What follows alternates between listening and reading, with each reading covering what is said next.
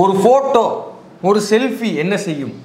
ஒரு செல்ஃபி என்ன செய்யும்? என்ன வேணா செய்யும். ஒரு போட்டோ உலகத்தையே மாற்றும், ஒரு போட்டோ ஆட்சியை மாற்றும், ஒரு போட்டோ காட்சியை மாற்றும், எல்லாமே என்ன வேணா செய்யும். ஒரு போட்டோ காலையில ஒரு போட்டோ உலகம் ஒரே நிறுத்தினதாக வரலாறு இல்லையா? அப்படியா? என்னப்பா எப்படி சொல்ற? எதுக்குப்பா இருக்கா? அதெல்லாம் சொல்லு, இதெல்லாம் சொல்றது இல்லை. சரி, ஜோக்ஸ் அப்பார்ட், காலையில ஒரே ஒரு செல்ஃபி இந்தியா முழுக்க இருக்கிற ஒட்டுமொத்த சங்கிகளும் எடுத்தியா? எங்க பார்க்கவே இல்லையா? நான் எடுத்தது இல்லை. ராகுல் காந்தி, நம்ம முதல்வர் மு க ஸ்டாலின், தேஜஸ்வி யாதவ், திவங்கர் பட்டாச்சாரியா உள்ளிட்ட அந்த கேங் எடுத்த ஒரு செல்ஃபி எடுத்து சங்கிகளை கதற விட்டுக்கிட்டு இருக்காங்க. எங்க எடுத்த போட்டோ, ஏன் சங்கிகள் கதறாங்க, அதானே எங்க மீட் பண்ணாங்க அவங்களாம், அது எல்லாமே இந்த வீடியோல பேச போறோம்.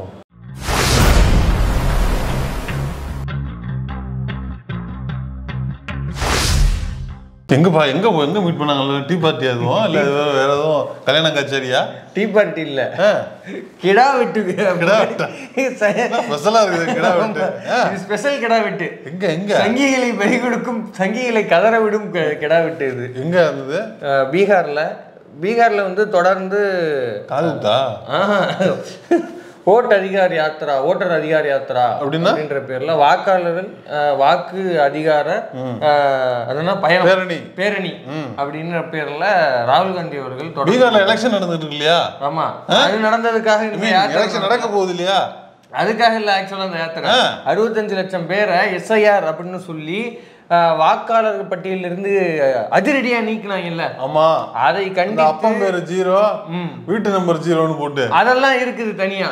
அதாவது உயிரோட இருக்கிறவனை பூரா வெளியே விரட்டி விட்டுவிட்டு ஒரே வீட்டுல 80 பேர் தங்க வைக்கிறது, ஒரே வீட்டுல 60 பேர் தங்க வைக்கிறதுங்கிற வேலையை பீகார்லயும் செஞ்சிருக்கிறாங்க.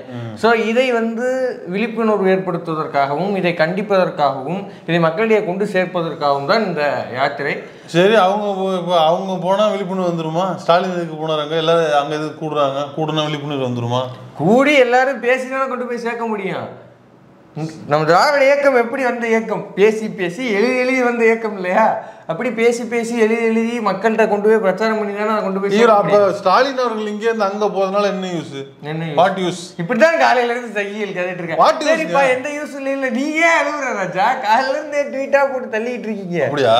ஆமா, ஒரே அதாவது என்ன சொல்றது, எங்கள் வீட்டில் இல்லாத அப்படின்னு.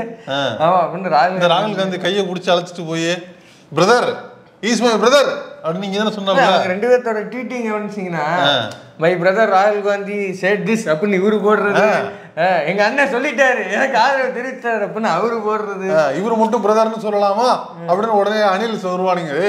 அவங்க ரெண்டு பேரும் ஒரே கூட்டணியில் இருக்கிறாங்க, அண்ணன் தம்பின்னு பேசிக்கிறாங்க, பங்காளி பக்கம் சொல்லிக்கிறாங்க. அவங்க அவ்வளவுதான் இல்லையா? அவங்க வந்து கருத்தியல் ரீதியாக ஒரு ஸ்டாண்ட்ல நிக்கிறாங்க. நீ யார்? நீ எதிரி, உன் அரசியல் எதிரி. நீ எப்படி அண்ணனு கூப்பிடுவ? அண்ணன் இப்படிதானே அடிக்கிற நீ, இப்படி எப்படி நிப்பா? இல்ல, நீ அண்ணனு கூட கூப்பிட்டுருக்க, அண்ணன் இப்படி பண்ணலாமாண்ணே அப்படின்னு கோவமா கூட கேளு. நக்கல் துணியில கேக்குற, நையாண்டியா கேக்குற. ஆமா, ரொம்ப uncle Vijay uncle, this is very wrong uncle அப்படின்னு தான் அப்புறம் பதில் வரும். மாமா விஜய், நம்ம மாமா விஜய்னு கூப்பிட்டா? ஆமா, என்ன ஒண்ணும் இல்ல, மாமா விஜய் அரசியல் ரீதியா கூப்பிடலாம், செய்யலாம் அப்படின்னு நீங்க தான் சொல்றீங்க. அப்படியே கூப்பிடலாம் மாமா விஜய்.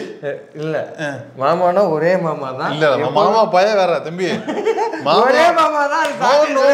மாமா பய வேற, மாமா விஜய் வேற. மாமா விஜய் நேரு மாமா அள்ளி இருக்கிறதுனால மாமா விஜய்னு கூப்பிடணும். ஒரு பாமா விஜய் இருக்கிற மாதிரி ஒரு மாமா விஜய் இருக்கட்டுமே. சரி, எவ்வளவு பெரிய முக்கியமான மேட்டர் பேசிக்கிட்டு இருக்க, சும்மா சின்ன கூப்பிட்டு. இதுவும் முக்கியமான பேர் சூட்டும் விழா தம்பி. இது ஒருத்தருக்கு பேர் சூட்டு விழாங்கிறது முக்கியமான விழா இல்லைங்க. ஒருத்தருக்கு பேர் சூட்டுறது முக்கியமான விழா இல்லையா? கண்டிப்பா. நம்ம இனிமே விஜய் மாமா விஜய் என்று அன்போடு அழைப்போம். கமெண்ட் செக்ஷன்ல யாரெல்லாம் ஆதரவு தெரிவிக்கிறீங்களோ, யாரெல்லாம் ஆதரவு தெரிவிக்கிறீங்களோ அந்த மாமா விஜய்ங்கிற பேர் டைப் பண்ணி கொடுங்க. நன்றி, வணக்கம். 3 முறை போட்டு போங்க. சரி, இந்த சந்திப்பை ஒட்டி என்ன யூஸ்? ஸ்டாலினை கூட்டு போனதுனால என்ன யூஸ்? முதல்ல அதை சொல்லு பாப்போம். ஒரு யூஸ் இல்ல, ஒன்னும் ஆக போறது இல்ல. அப்புறம் நீங்க கழிவுறீங்க. அவர் சமூக நீதி சார்ந்த அங்க செஞ்ச விஷயங்களை எடுத்து காட்டி பேசுறதுக்கு, அவங்கள பாராட்டுறதுக்கு, அவங்கள வாழ்த்துறதுக்கு. ஏன் ஒரு பெரிய மனுஷன் தான் 4 பேர் கூப்பிடத்தான் செய்வோம், 4 இடத்துக்கு போகத்தான் செய்வாங்க. அது மட்டும் இல்ல, நான் என்ன நினைக்கிறேன்னா, பார்லிமெண்ட்ல அமித்ஷா அப்புறம் நிர்மலா சீதாராமன் எல்லாருமே ஸ்டாலின் பேரை சொல்லியிருக்கிறாங்க. அங்க உதயநிதி ஸ்டாலின் பேரை சொல்லியிருக்கிறாங்க. டிஎம்கே தம்பி அவங்க வந்து பார்லிமெண்ட்ல கூப்பிடுறதுக்கு பயப்படுறதுக்கு காரணமே டிஎம்கே காரங்க 40 பேர் வருவாங்க, டிஎம்கே கூட்டணி சார்ந்த 40 பேர் வருவாங்க, நாக்கு மேல பல்ல போட்டு கேட்டுருவாங்க. தமிழ்நாட்டுல இருந்து ஒரு 40 பேர் வருவாங்கப்பா, அவங்களதான் சுத்த எதிர்த்து பேசுறதே வாயா வச்சிருக்கிறாங்க அவங்க அப்படிங்கிற பயத்தினாலதான் அவனுக்கு வந்து பார்லிமெண்ட் கூட்டுறது பயப்படுறதாக செய்தியெல்லாம் இருக்குது. இப்ப நீங்களே வந்து பார்லிமெண்ட்ல சொன்னதுனால அது இந்தியா முழுக்க ஹெட் நியூஸ், ஆட்டோமேட்டிக்கலி நீங்க தான் கொண்டு போய் சேர்த்துருக்கீங்க. டிஎம்கே ஸ்டாலின் ஓயாம நம்ம ஊர்ல வைப்பாங்க சார், அது என்ன குமுடி பூண்டிய தானா கட்சி இல்லையா, என்ன ஒன்று சொல்லாங்க, குமுடி பூண்டிய தானா திமுக கிடையாது இப்படின்னு சொல்லியே அதை கொண்டு போய் அவங்க சேர்த்துட்டாங்க. இன்னைக்கு முதல்வர் வந்து பேசுறாரு, பேசும்போது அவ்வளவு ஆரவாரமா இருக்குது கூட்டம். அங்கேயும் திமுக இருக்குங்க இல்ல, அங்க திமுக ஆர்ஜேடி செயல்பட்டு இருக்குது, அதனால அது பிரச்சனை இல்ல. அவரு ஆனா அவரு வந்து அங்க போய் சேர்ந்திருக்கிறாரு. அவர் அங்க போன நிறைய பேர் இப்போ அந்த ரீசெண்டா நிறைய வந்து பேசுனதுல எல்லா சர்வேலையுமே தமிழ்நாடு தான் இருக்குது. தமிழ்நாடு அப்படிங்கிற செய்தி வரும்போது ஆட்டோமேட்டிக்கலி அது பேப்பர்ல எழுதுவாங்க, சொல்லுவாங்க. இவங்க மெயின் ஸ்ட்ரீம் மீடியா சொல்லாட்டியும் கூட டிஜிட்டல் மீடியா நிறைய வீடியோஸ் எவ்வளவோ நம்ம ஹிந்தில இருந்து வர்ற தமிழ்நாட்டை பத்தி பாராட்டி பிரைஸ் பண்ணி போடுற வீடியோக்கள் எவ்வளவோ வந்துகிட்டே இருக்குது. ஓகேவா, அதனால அங்க போய் சேர்றதுக்கு வாய்ப்பு இருக்குது. நல்ல அவருக்கு நல்ல ரீச். ஆக்சுவலா அவர் பேச பேச கை தட்டிக்கிட்டே இருக்காங்க. வடநாட்டுல போராட்டங்கள்ல எல்லாம் பெரியார் போட்டோ எல்லாம் புடிச்சிட்டு போராட்டம் பண்றாங்க பாப்பலாம். அதெல்லாம் அப்பல இருந்து இருக்கு. பிஎஸ்பில காஞ்சிராம் இருந்தப்ப பரேட் எல்லாம் போயிருக்காங்க. இவனு வந்து நம்மள ஏமாத்திட்டு இருக்கானுவோ, இதோ தமிழ்நாட்டை தானே பெரியார் தெரியாது, அதெல்லாம் கிடையாது. எல்லா டெமோக்ராட்டிக் பார்ட்டிஸ்க்கும் பெரியார தெரியும். எல்லாரும் பெரியார கோட் பண்ணி எல்லாம் பேசிட்டு இருக்காங்க. இவங்க தான் புலிகிட்டு தெரிஞ்சிருக்காங்க. உடனே நம்ம உள்ளூர் ஆடு இருக்காருல்ல, அவரு அவங்களோட செல்ஃபி மாதிரி இன்னும் 2-3 போட்டோஸ் ரிலீஸ் ஆச்சு. அந்த போட்டோ போட்டு ஒரு ட்வீட், இங்க பாருங்க, could you show me a picture of 3 hopeless out of sync dynasts அப்படின்னா என்ன சொல்றாங்கன்னா, எந்த நம்பிக்கையுமே இல்லாத 3 எந்தவித ஐடியாவுமே இல்லாத எந்தவித சிங்க்குமே இல்லாத ஒரு 3 வாரிசுகளை வந்து பார்த்துருக்கீங்களா, இதே போல வேற ஏதாவது வாரிசுகளை பார்த்துருக்கீங்களா அப்படின்னு அவர் கேட்டிருக்காரு. இல்ல இதுக்கெல்லாம் வாரிசை பத்தி பேசுறதுக்கெல்லாம் முன்னாடி நம்ம இருக்கிற இருப்புக்கு நம்மளால பேசலாமா, உள்ளூர்ல டெபாசிட் நம்மளால வாங்க முடியுதா, சொந்த வார்டுல வந்து ஒரு 13 ஓட்டை நம்ம தானே வாங்கினீங்க, நமக்கு இந்த வாய் தேவைதானா? இல்ல வாரிசுனா இப்ப இவங்க பாமக ஏதாவது வராங்க, வாரிசுல வராங்களா? இந்தியா முழுக்க பிஜேபியில உள்ள உங்க கூட்டணியில தேமுதிக இருக்கிற ஓட் பர்சன்டேஜுக்கு அவங்களே உங்க கூட்டணியில இருக்கா இல்லையான்னு சொல்லாம இருக்காங்க. சரி, ஒருவேளை அவங்க உங்க கூட்டணிக்கு வராங்கன்னா அவங்க இந்த அரசியல்ல வராங்க. ஜி.கே. வாசன் ஐயா, ஜி.கே. வாசன் விடமாட்டீங்க வர இல்ல இந்தியா முழுக்க பிஜேபியின் வாரிசுகள் என்னன்னு இப்போ வந்து ஃபுல்லா லிஸ்ட் அடிக்கடி போட்டுக்கிட்டே இருக்காங்க. அதெல்லாம் அண்ணாமலை பாக்குறாப்புல இல்லையான்னு தெரியல. இல்ல அவர் கமெண்ட்ஸ் அவர் பார்த்துருக்க மாட்டாரு. அவர் கமெண்ட் செக்ஷன்ல சில பேர் வந்து குறிப்பிட்டு போட்டிருக்கிறாங்க. இந்தியா முழுக்க இருக்கிறாங்க. இந்தியா முழுக்க பிஜேபி கட்சியோட வாரிசுகள் தான் ஃபுல்லா ஆட்சி அமைக்கிறாங்க, அவங்களே சீட்டு கொடுக்குறாங்க. இல்ல அது ஐயாவோட கவனத்திற்கு போறதுனால ஐயா வாரிசு தான். நீங்க 4 ஹோப்லெஸ் வாரிசு கேட்டீங்க, நீங்க வந்து ஒரு 3 பேரை கோட் பண்ணி ஹோப்லெஸ் வாரிசு கேட்டீங்க. நான் எவ்வளவு ஹோப்லெஸ் வாரிசு சொல்றேன் நீங்க இப்ப கேளுங்க. தர்மேந்திர பிரதான், எந்த தர்மேந்திர பிரதான் நீங்க என்டிபியை ஏத்துக்கலன்னா ஆமா நிதி கொடுக்க முடியாதுன்னு சொன்னா அந்த தர்மேந்திர பிரதான். அப்புறமா மண்டிட்டு அப்படி சொல்லவே மண்டிட்டு தர்மேந்திர பிரதான் நான் 100 முறை கூட மன்னிப்பு கேட்கிறேன் அப்படின்னு மன்னிப்பு கேட்டார்ல. இதே திமுக இதே இந்தியா கூட்டணிட்ட இதே கனிமொழி கிட்ட அந்த தர்மேந்திர பிரதான், அவங்க அப்பா தேவேந்திர பிரதான், அவரும் வந்து கட்சிக்காரர் தான். சரி, இப்ப சமீபத்துல ஒரு ஜோக் படிச்சுன்னா நீங்க ப்ரோகிராம் முடியல. இல்ல இன்னொரு ஜோக் பண்ணி பின்னாடி போட்டு விட அவங்க பாத்துக்குவாங்க. இன்னொரு ஜோக் பண்ணி இப்ப சமீபத்துல மாட்டினார்ல, யாரு ஸ்பேஸுக்கு வந்து முதல்ல போனது? Neil Armstrong. அதுதான் இல்ல, முதல்ல ஸ்பேஸுக்கு போனது அனுமான். அனுமன் சிங்கா? அனுமன் சிங் இல்ல, இவரு அனுமான். ஏபிடி பார்சல் சர்வீஸ்ல போவார்ல அவரு. இன்னமும் சொல்றாங்க, நம்புறாங்க. ஆமா, அவரோட அப்பா யாரு அப்படின்னா பிரேம் சிங் சுமால் அப்படின்னு. அவர் வந்து இமாச்சல பிரதேசோட சிஎம் எல்லாம் இருந்திருக்கிறாரு. ஓகே ஓகே, தெரியாம கேக்குறேன் நானு, தெரிஞ்சே நான் கேக்குறேன். இப்ப இவங்க வாரிசானா ஆமா வாரிசுகள் தான். ஆனா ஒரு 1-on-1 டிபேட்லயோ அல்லது நீங்க 100 ஜேர்னலிஸ்ட் ஒரு ரூமுக்குள்ள போட்டு அடைச்சிட்டு நீங்க வந்து பிரஸ் மீட் வச்சாலோ கையில ஆதாரங்களோட ஒவ்வொருத்தரும் பேசாங்க. ராகுல் காந்தி ஓட் சோரி எப்படி எக்ஸ்போஸ் பண்ணாப்புல பண்ணாரா இல்லையா? ஒண்ணு இல்ல, இந்த பீகார் மேடையில ஏறி ஸ்டாலின் அவர்கள் பேசுனதுக்கு அவ்வளவு ரிசீவிங் இருக்குது. அவர் தொடர்ந்து மேடைகள்ல பேசிக்கிட்டு இருக்கிறது பூராமே வந்து தொடர்ந்து எல்லா தேர்தலையுமே உங்களுக்கு எதிர்த்து ஜெயிச்சிருக்கிறாருங்க. நீ சொல்ற வாரிசுன்னு சொல்ற எல்லாருக்குமே மக்கள் மத்தியில ஒரு வரவேற்பு இருக்குது. உனக்கு என்ன இருக்குது? அனுராக் தாக்கூருக்கு ஏதாவது வந்து ஒரு அறிவியல் அறிவும் இல்லை, ஆன்மீக அறிவும் இல்லை.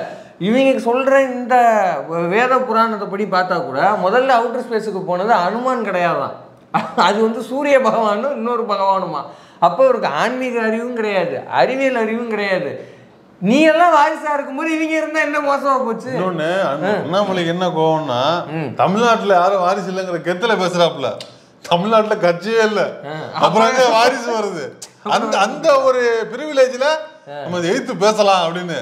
தமிழ்நாட்டுல கட்சி வளர்ந்ததுன்னா இவங்களும் முதல்ல வாரிசை தான் கொண்டு வருவாங்க. இவங்க நினைச்சுக்கிட்டு இருக்கிறாங்க. நம்ம திரும்ப திரும்ப சொல்றோம், இந்த பார்ப்பனியம் வளர்ற வரைக்கும் தான் இந்த இடைச்சாதியை விட்டு வேலை பார்க்கும். வந்துச்சுன்னா நீங்க என்ன பாருங்க, இதே வந்து மேல் ஜாதியில உள்ள அவனோட வாரிசு தான் இறக்கி தலைவராக வைக்கும், இங்க மினிஸ்டர் போஸ்ட் கொடுக்கும், எல்லாம் பண்ணும். ஏன் பாஜக வாரிசு இல்லைங்கிறீங்க? என்ன இருக்கு தமிழ்நாட்டு வாரிசு? ஜெயக்குமார் பையன் இருந்தாப்புல தம்பி, ஏடிஎம்கே தம்பி, நான் தமிழ்நாடு பிஜேபி வாரிசு சொல்றேன். ஏடிஎம்கேவா? எப்ப எந்த காலத்துல இருக்கீங்க? அதெல்லாம் நீங்க எப்பயே கரைஞ்சு நீக்கமான நிறைஞ்சிட்டாங்க. ஆர்எஸ்எஸ் அதிமுக வழி நடத்துறதுல என்ன பிரச்சனை கேக்குறாரு எல்முருகன். ஏங்க ஆம்புலன்ஸ் மறைச்சு அடிக்கிறாங்க ஆர்எஸ்எஸ் மாதிரி. அப்ப மெரிஜ் ஆயிருச்சுல, இது ஆயிருச்சு. ஆமா, இன்னைக்கு எல்முருகன் சொல்லிட்டாப்ல இல்ல, ஆமா ஆர்எஸ்எஸ் தாங்க அதிமுக வழி நடத்துது. இப்ப என்ன கட்டு போச்சு சொல்லிட்டாப்லையா? அப்படியா? தூள் பண்ணிட்டாரு. அப்ப இதை எதிர்த்து பேசலன்னா அப்படின்னா எல்முருகன் சொல்வது உண்மையான கூற்று. நம்ம இனிமே என்ன பண்ணணும்னா ஆர்எஸ்எஸ் வழி நடத்துகிற அதிமுக தான் இனிமே சொல்ல வேண்டியது. ஆமா, இனிமே அதிமுக இல்ல, ஆர்எஸ்எஸ் அதிமுக, அதிமுக. ஆமா, அப்படிதான் சொல்லணும். அப்படிதான் இருக்குது. நீங்க வந்து எல்முருகன் சொன்னதை நீங்க வந்து மறுக்கலைன்னா நம்ம இப்படிதான் பேசி ஆகணும், வேற வழி இல்ல. இல்லைன்னா நீங்க சொல்ற வரைக்கும் நாங்க அப்படிதான் பேசிட்டு இருப்போம். பேசலாம், ஒன்றும் தப்பு கிடையாது. இவங்க மட்டும் கிடையாது, நேஷனல் ஜெர்னலிஸ்டுகள் முதற்கொண்டு இதைத்தான் வந்து இந்த இங்கிலீஷ் மீடியா ஜெர்னலிஸ்டுகள் முதற்கொண்டு இதை தான் கேட்டுட்டு இருக்காங்க. எதுக்காக இங்க வந்து ஸ்டாலின் அவங்க கூட்டு போனோம்? ஸ்டாலினை கூட்டு போறது என்ன லாஜிக் இருக்கு? அங்க நடக்கிறது ஒரு எம்எல்ஏ எலெக்ஷனு, அதுக்கு ஸ்டாலின் வந்து கேம்பெயின் பண்ணி அது என்ன லாஜிக் இருக்கு அப்படிங்கிற ஒரு ஓட் ஷேரிங்கா இருக்கலாம், இல்ல வந்து ஏதாவது வந்து ஒரு சரி ஒரு கொலாபரேஷன், இந்த இன்ஸ்டாவில் கொலாப் கொடுக்குறாங்களே அந்த மாதிரி ஒரு கொலாபா இருக்கலாம், ஒரு ஒரு இந்தியா முழுக்க தெரிஞ்ச ஒரு நபரா இருக்கலாம். இன்னொன்னு, உனக்குலாம் எதுக்கு சொல்லணும், சும்மா கூட கூட்டு வரலாம், உனக்கு என்ன போராடிது போறாரு, சரி வாங்க ஃப்ரீயா இருக்கீங்களா, ஃபாரின் போறீங்களா, அதுக்கு முன்னாடி இந்த பக்கம் வந்துட்டு போங்க அப்படின்னு கூட கூப்பிட்டுக்கலாம். நார்த் இந்தியா வாங்க, அதே ஃபாரின் வருது, அவ்வளவுதான். அதுல என்ன பிரச்சனை உங்களுக்கு? அதுல உங்களுக்கு என்ன கதல? இப்போ இப்போ நாங்க வந்து மோடி அமித்ஷாவையும் கூட்டமா 20 வாட்டி வந்துட்டு போறீங்களா? வந்து போய் ஏதாவது ஓட்டு கிடைச்சதா? மோடி அமித்ஷாக்கு தமிழ்நாட்டுக்கு மட்டும் என்ன சம்பந்தம் இருக்கு? அவங்க வந்து என்ன லாஜிக்கலி இங்க நடந்துருச்சு. நம்மளால ஒன்னே எடுத்து எங்காலாவது வருஷத்துக்கு ஒரு தடவை போறாப்புல, நீங்க மாசத்துக்கு 10 வாட்டி வரீங்க, என்ன யூஸ்? ஒண்ணுமே இல்லையா? போய் நயனார் நாகேந்திரன் வீட்டு வந்து நல்லா விருந்து சாப்பிட்டு போறீங்க. பாவம், ஒரு விருந்து வச்சே காலியா வருவாரு மனுஷன். ஒவ்வொருத்தருக்கா வச்சுக்கிட்டு இருக்காரு. எடப்பாடிக்கு வச்சாரு 100 ஐட்டம், அமித்ஷா வச்சா 100 ஐட்டம். என்னங்கப்பா பாவம் பாவரு. பேசாம நாகப்பட்டி ரங்கராஜ் மாதிரி நீங்க ஒரு கேட்டரிங் ஆரம்பிக்கூடாது. நீங்க ஒரு 100 வகையில எடுக்கிற ஆர்டர் 100 வகை ஆர்டரா எடுங்க, பக்காவா பிசினஸ். கூட்டணி என்னடா பேசுறீங்க? மக்களுக்கு என்ன திட்டம் வச்சிருக்கீங்க? மக்களுக்கு 100 வகை, சமூகத்துக்கு என்ன பயனுள்ள திட்டம்? இல்லங்க, 100 ஐட்டம் நாங்க வந்து இது போடுறோம், வெஜ்ஜிலே 100 ஐட்டம் போடுறாங்க. இல்ல இந்த வாட்டி 150 ஐட்டம் போடுறோம். இதெல்லாம் ஒரு பேச்சா? இது எவன் கேட்டான்? இப்ப இதெல்லாம் வந்து இந்த நேஷனல் ஜெர்னலிஸ்ட் யாராவது இதுல என்ன லாஜிக் இருக்குன்னு கேட்பாங்க, கேட்க மாட்டாங்க. சரி, நம்மளால போட்டாங்க, ஸ்டேட் ஜெர்னலிஸ்ட் கேட்க மாட்டேங்கிறாங்க. அந்த வியாபாரத்தை அது என்ன டிஷ் எடுத்து போட்டு இது வந்து இன்கிரிடியன்ஸ் ரெசிபி வரைக்கும் போட்டுட்டு இருக்காங்க. அது நம்ம தேவை. ஐயா, பழைய பரம்பரை சமஸ்கிருதம் வந்து பக்காவா இருப்பாப்புல. ஏன்னா நீங்க அதாவது போடுறதுக்கு செய்தி இல்லைன்னா எதை வேணா போடுவாங்க உங்களுக்கு. இல்ல ஆளு முன்னாடி வந்து புத்தகம் எழுதிட்டு இருந்தாருன்னு பார்த்தேன், மெனு கார்டு இல்ல அதான் சொல்றேன். அதாவது இந்த கிரிமினல் செய்திகளை விட அல்லது வந்து ஒரு மக்கள் சார்ந்த அந்த பாதிப்பு சார்ந்த செய்தியை விட இந்த சமையல் குறிப்பா வந்து சமையா போடுறாங்கப்பா. ரெசிபி வரைக்கும் போடுறாங்களே. இப்ப அதுல இருந்து நம்மளால வந்து உடனே ரிப்ளை கேட்டாங்க, ஆமா போன எலெக்ஷனுக்கு கூட தான் யோகி ஆதித்யநாத்தை கூட்டு வந்தீங்க, அதுல என்ன லாஜிக் இருக்கு? உண்மையில சொல்றாங்க. உண்மையிலே சொல்றேன். மோடி வந்து செல்ஃப் எடுக்காத வண்டி யோகியை கூட்டு வந்தா எடுத்துருமா? தெரியும், யாருக்காவது தெரியுமா? அதுல வேற அதுல என்ன லாஜிக்ல நீங்க கூட்டு வந்தீங்க அப்படிங்கறத கேள்வி. நான் இன்னொன்னு கேக்குறேன். சரி, ஸ்டாலினை வந்து கூட்டு போறது உங்களுக்கு வந்து கூட்டு போறீங்களா அப்படின்னு கேட்டா நீங்க எடப்பாடியை கூட்டு போய் பேசுவீங்க? இல்ல நான் என்ன சொல்றேன், இப்ப ராகுல் காந்தி வந்து ஸ்டாலினை கூட்டு போறாருல, அதே மாதிரி மோடியை வந்து எடப்பாடி பழனிசாமி கூட்டு போய் நேரத்தை உத்தரப்பிரதேசத்துல பேச சொல்லுங்களேன். நீங்க கூட்டு போங்களாம் பாப்போம். இப்ப ராகுல், நான் என்ன சொல்றேன், கூட்டு போறது அதெல்லாம் ரெண்டாவது. உள்ளூர்லயே அவரை பேச விட மாட்டேங்கிறாங்க. கூட்டணி அறிவிப்பு எப்படி நடந்துச்சு கொஞ்சம் அதை நீங்க கொஞ்சம் பிளாஷ்பேக்ல போய் ரீதிங்க் பண்ணி பாருங்க. அதை பாப்புல உள்ளூர்ல உங்க ஊர்ல கூட்டணி வந்து உங்க தலைமையில இருக்கு. அந்த கூட்டணி அறிவிப்பு விழாலேயே உங்களுக்கு ஒரு மைக் வைக்காம உங்களை பேச விடாம உங்க முன்னாடியே ஆமா கூட்டணி ஆச்சுதான் அப்படின்னு உங்கள்ட்ட கன்சிடர் கூட பண்ணாம அறிவிச்சுட்டு போனாப்ல. அதாவது தம்பி என்ன சொல்றாப்புல, அங்க வந்து ராகுல் காந்தி பேசும்போது ஸ்டாலின் பேசி இருக்கிறாரு மேடையில. ஸ்டாலின் பேசும்போது ராகுல் காந்தி பேசியிருக்காரு. அதைத்தான் தம்பி சொல்றாப்ல. இந்த மாதிரி ஒரு சம்பவத்தை நிகழ்த்தி காட்டுங்க, இங்கேயாவது உலகத்துல எந்த மூலையில நிகழ்த்தி காட்டுங்க. அதாவது ஒரே மேடையில எல்லாருக்கும் மைக்கு கொடுத்தாங்க. முதல்வர் பேசினார், ராகுல் காந்தி பேசினார், தேஜஸ்வி யாதவ் பேசினார். ஆனா இங்க அமித்ஷா பேசுவாரு, அமித்ஷா பேசுவாரு, அவ்வளவுதான். நீங்க கூட்டு போங்க, அல்லது நீங்க வந்து ஒண்ணு பேசுறதுக்கு வாய்ப்பு நாங்க வேணாம் நான் சொல்றோம்.